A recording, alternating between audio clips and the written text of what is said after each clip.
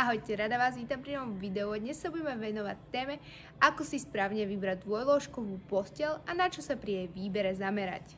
Prečo je teda dôležité dbať na správnu veľkosť postele? Pokiaľ ide o dvojlôžkovú posteľ, musíte sa uistiť, že máte dostatok priestoru na spanie a že posteľ bude svojimi rozmermi zodpovedať miestnosti. Pamätajte si, že do malej spálne sa nehodí príliš veľká posteľ. V ideálnom prípade má mať každý z partnerov prístup k posteli z boku. A za akými rozmermi sa teda hodí posteľ do malej spálne?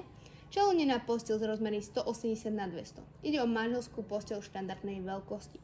Čaľunená posteľ s rozmermi 160x200 ide o menšie dvojlôžko, alebo čaľunená posteľ s veľkosťou 140x200.